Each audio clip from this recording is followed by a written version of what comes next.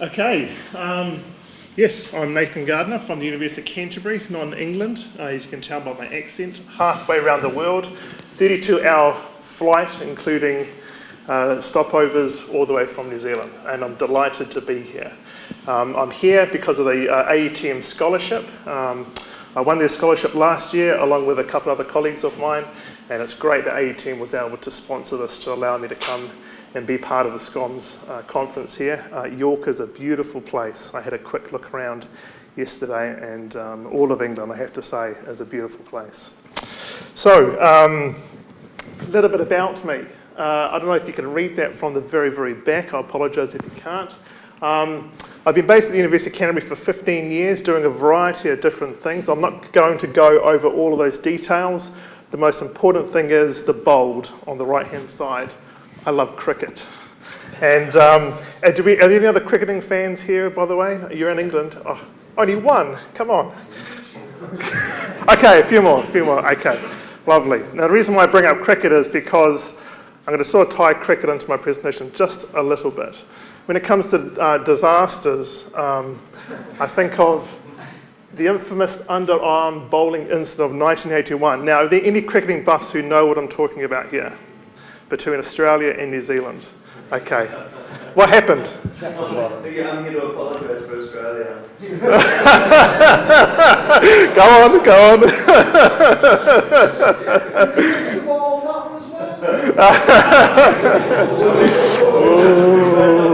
Yeah, there'll be a bit more conversation about that tonight, maybe.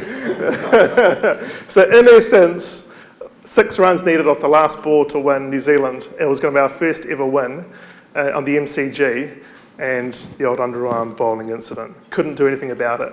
Nothing. So that was a big disaster. But I'm not going to talk to you about this particular disaster today.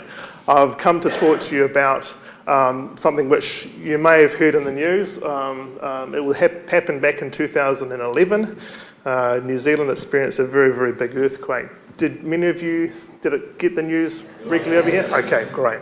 So look, it was a big disaster. And look, there were 2 main earthquakes. There was one about 6 months prior to that, about 7.1. It actually did nothing. The one that made the biggest impact was the 6.31 in the heart of Christchurch. And it was only about 5 kilometres deep, but there's a little bit more complications about it. It caused a lot more devastation within the city than the first one did. This is just a brief illustration, just for your information. This is taken over the months that followed that earthquake, about the actual size of the various other aftershocks that occurred. And it was pretty crazy, I have to tell you. Pretty much there was around about at least probably about 20 earthquakes a day, aftershocks. And so we were really, really rattled, not only as a university, but as a city and as a people within New Zealand. It was massive news, and there was devastation. We lost a lot of lives, and within the Christchurch city, it was the biggest natural disaster, I think, on record, I believe. That's us as a city, about 450,000 people, Christchurch is. That was taken obviously prior to the earthquake. Somebody up in the Port Hills, which we just have some rolling Port Hills just south of the city, took this picture about 10 minutes after the earthquake. So that sort of gives you the scale of destruction from a wide-angle perspective.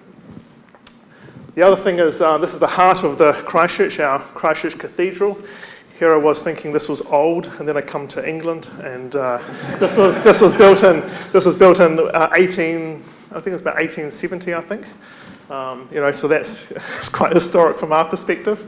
And then I walked past a building, and it was built in 900 AD or something like that in York. So, but this suffered massive devastation. Until to this day, it's not been rebuilt. We finally did get a green light, and they are going to restore this to the way it currently, originally was, which is a good thing from the heart of the city perspective. This is just a couple of other imagery around the city. And this is our campus. So our campus has around about 15 to 20, I think it was about 20,000 students at the time of the earthquake.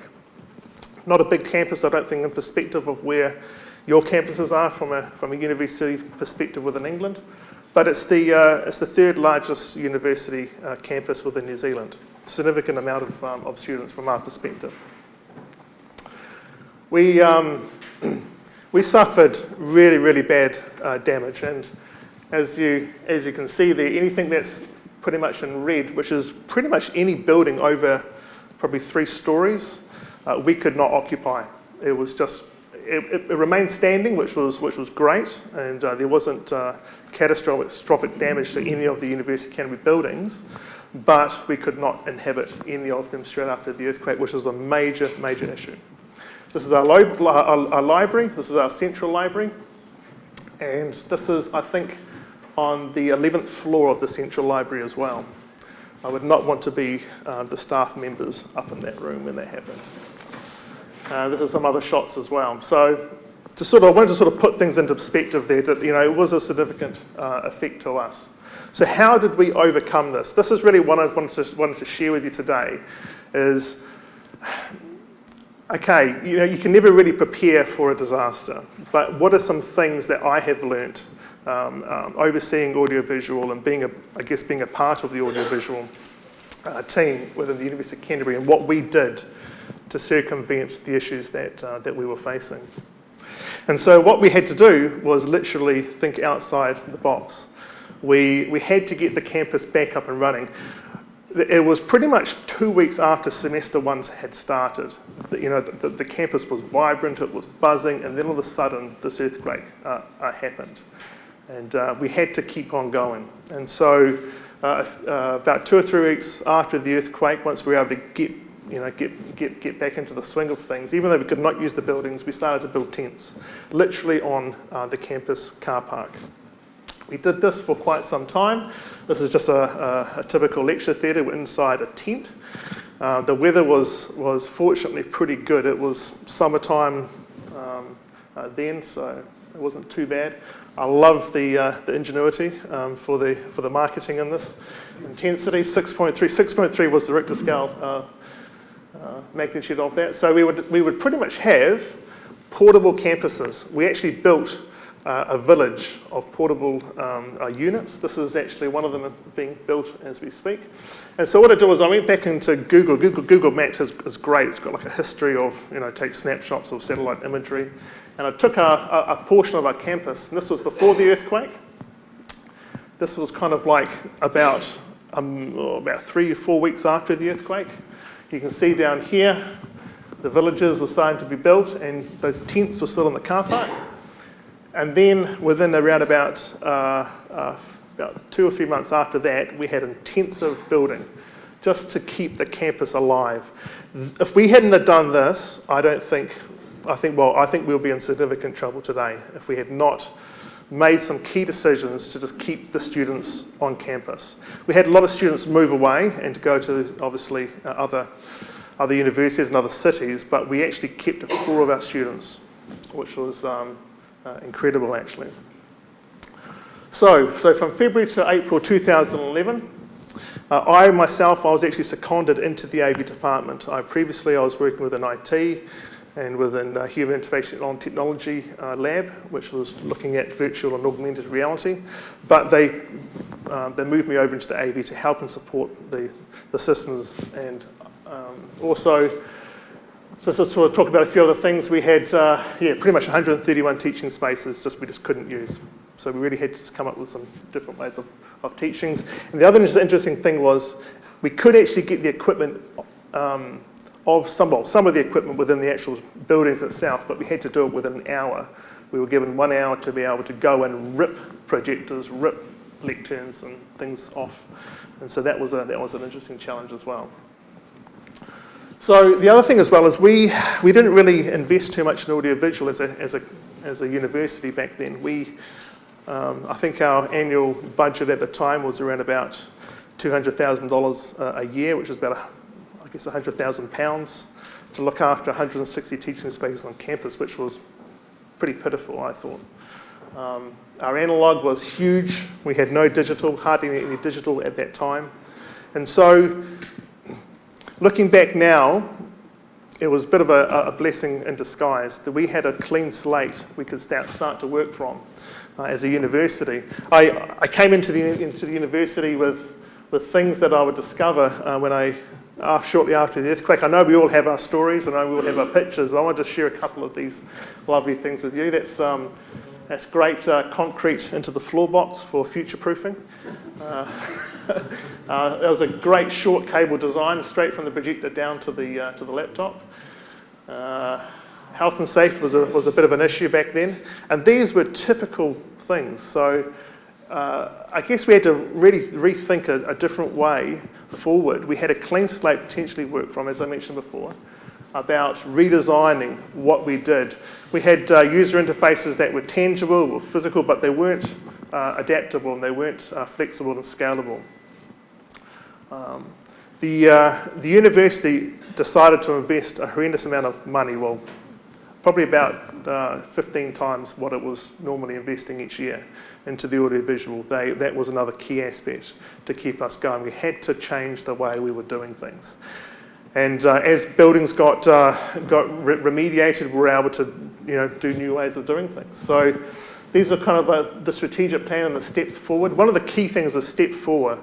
We were able to completely recable things. And I made a decision, really, we had a good discussion, and we looked at the emerging technologies, and we decided that the only way forward was really through network cable structuring, and that's really what we've done from a building infrastructure perspective. And that's really prepared us for the future, and I guess really now today as well. I spent the next sort of 3 months after the earthquake is to put together some standards documentation. We had none of that. No standards at all, and you can't really get money and buy-in from the senior management team without actually having a plan and a strategy and standards to go along with it. So this was really, really great, and proved really beneficial. And then we started the journey to change things around and really work with the international standards that were out there. AETM were great. We got on board with them, similar organisation as Schoms, and worked with their guideline systems as well. But this was the key. We decided we wanted to go network over IP, or to have technologies that would talk to each other via IP, so that we could really be flexible. We didn't really know what we wanted to. Well, we knew what we wanted to go, but we knew that the technology was on the fringe of moving to this way of doing things, and we were really glad as it has paid off.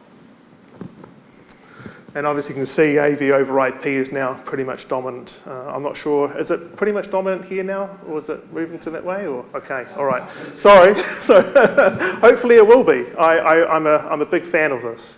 And all our technology that we now have put into the university is all over IP-based solutions. So you've got your video over IP, your control over IP, and certainly from an audio perspective, there are some huge benefits from audio over IP as well. AES 67, if you don't know it, please, you should be learning about it right now as well. It is it's a great open standard. Flexible, layer 3 network capable. And this is really the deployments we're now putting in. And the good thing about it is, as well, as technology changes, I'm sure that will be changing in 3 to 4 years' time again. Hopefully the infrastructure and cabling pathways and so forth will be flexible to accommodate going into the future as well. The other thing as well is we've been doing some different designing. We wanted to get buy-in again from the university and the decision makers. 2D graphics were okay to sort of show them where we were going, but it was better to create some 3D illustrations.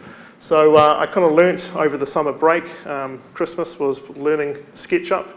Do any of you know SketchUp at all? Okay, a few of you out there. It's a great little tool to be able to create 3D objects, and went ahead and sort of part of my design was to say, right, okay, well, let's try and model a teaching space, a classroom. And so we created up with these 3 sort of key teaching ideas and teaching spaces, and got buy-in from the Learning and Teaching Committee, and we were able to actually change styles and the technology and the lecterns and other bits and pieces within the university as well. That proved really, really useful from getting funding as well. Room design, as I said before, yeah, through 2D models were just not effective. CAD drawings and so forth, they're great from design, and I can understand them, but to get the end user to see what it looks like. This is an example of a design mock-up that was created, right through from a little bit more of a render there, and then a 3D photorealistic render at the end. We're able to show the users before the room was even designed, hey, this is what you're going to get. And so this was really, really great. We were able, because there were so many buildings that were being built, so many ideas that were being floated around. We wanted to ensure that the end users were going to get what they wanted. And so again, clean slate stuff we were able to do. This is another really, really good tool. Sort of my background in augmented reality and support and virtual reality is Qubity. You can actually download it. It's a free product on the App Store. But I was able to actually take these models and put them into the Qubity system. And then once that's in there, I was able to overlay that into the actual real world. So this is just sort of demonstration I did at the AETM. I think it was the AETM conference a while back, or it was one of the conferences. This is actually Carolyn Pepper. This is actually one of your. I think it was just before you demonstrated it, I think, as well. So, but you can just put it into the real world, take some snapshots, take some videos, and again, people can see what it's going to look like into the future. So if you have an existing space, which there were some that we had, we could easily get some buy-in as well. So that was a great little tool. So where are we now?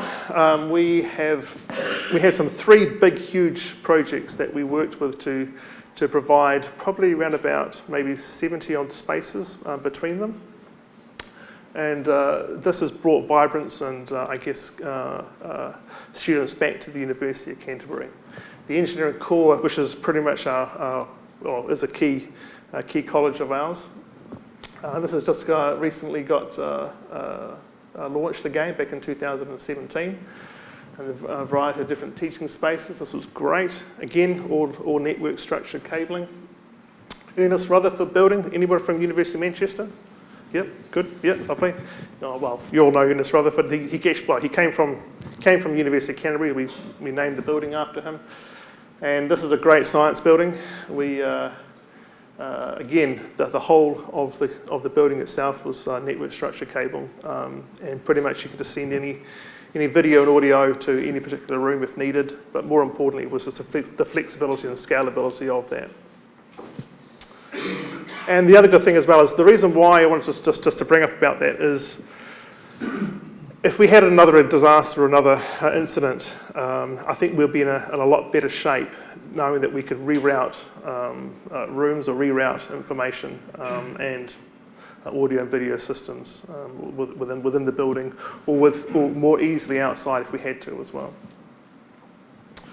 And finally, the Rehua building. So this was another education building, which we had around about 40 odd spaces, I think. So, analog versus digital, where we were back then to where we are now. As I said before, we are now on the way to be a little bit more healthier. We're around about 80, about 84%, I think, yeah. And so this is really, really beneficial. We have been able to leapfrog through this natural disaster. Don't take it lightly. And had we not wished we'd had this, but we really seized the moment. And I think through the senior management allowing us to do this, we are in a better shape than we certainly were, 6 or 7 years ago. So are we over the hump? Well, getting there, very much getting there.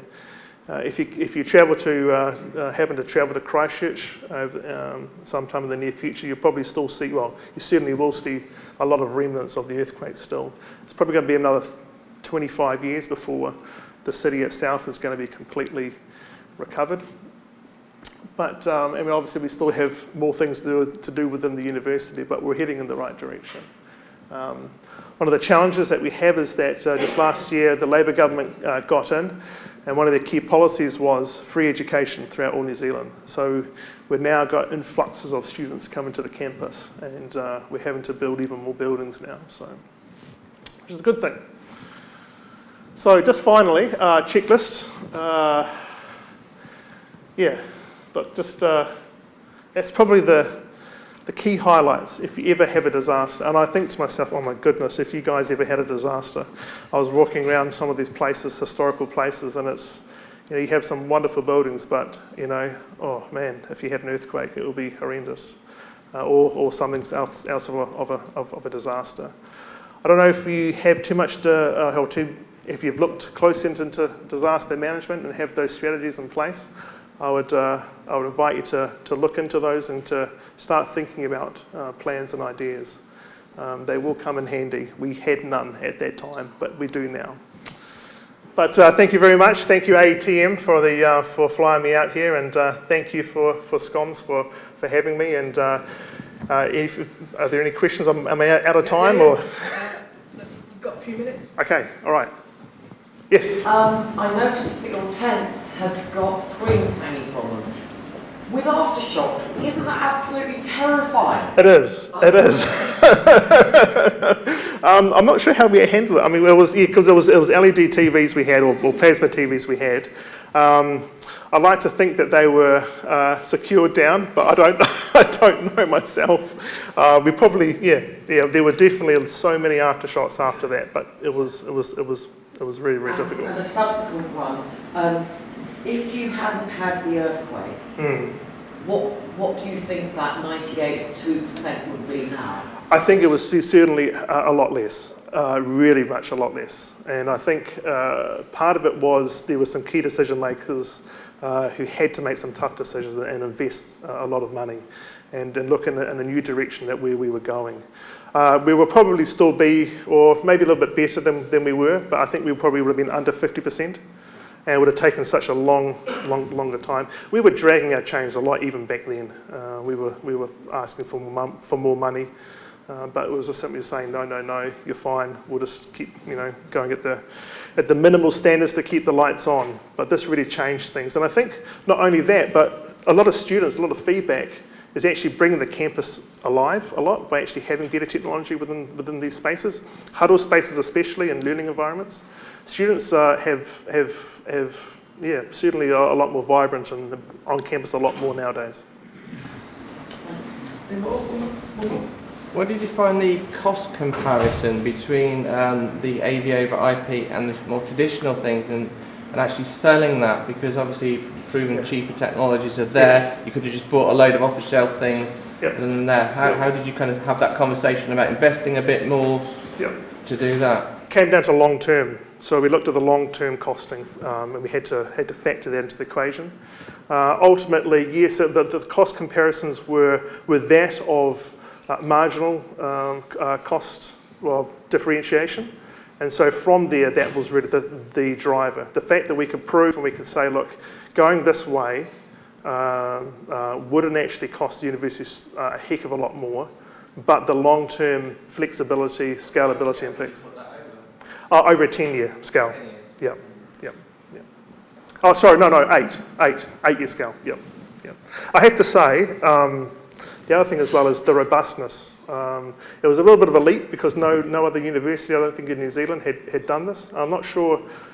I think maybe one or two within Australia, and so we were kind of like, we weren't the guinea pigs, but we were certainly the first cab off the rank for looking at this. Did you install a brand new IT infrastructure as well as, or did it piggyback on what you'd already got? Yep, brand new infrastructure because we're able to recable everything, put in new switches, and it was great. Worked well with the network team. You had to work well with the network team, and that consisted of going out for morning tea, afternoon tea, lunch, and just getting to know them a lot better and getting buy-in from them. And once they saw it, they were like, oh, this is a no-brainer, absolute no-brainer.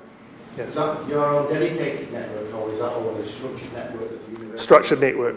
Yep. We had a VLAN, so we did have a separation. So we do have our own AV VLAN, but everything was over the networks, IT networks, structure cabling, and their switches. It wasn't our switches we were putting in, segregating, and so forth. Would that have a massive impact on the network, sort of like bandwidth, if you're pushing video across it? No, not at all, because of the VLAN and just making sure that it was set up right. The thing, the problem is when we've seen this with other universities try this technology is if you don't do it right, it ends up in a disaster. And then you end up basically saying, oh, this is hopeless, we're going to go back to the way we were. And I've seen that with one university. And it's quite saddening actually, because if you get things right, it works beautifully. We actually have less support calls than we had with then going with non-AV over IP based solutions as well. So, I'll ask you a question.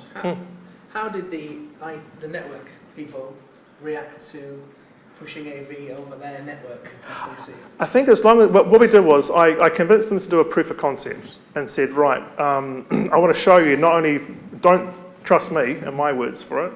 Let's actually set up a proof of concept, and I can show you that we can prove that this doesn't flood the network, and if we do this right, it will be effective and it will be, at minimal support from your perspective. Because once it's set up, the network team don't really have to do anything other than just reconfigure a port or just, do the odd occasional thing for us.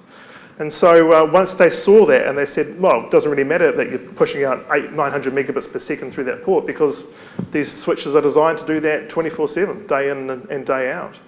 And once we saw that and we did the proof of concept, it was just, there was no problems from there on in.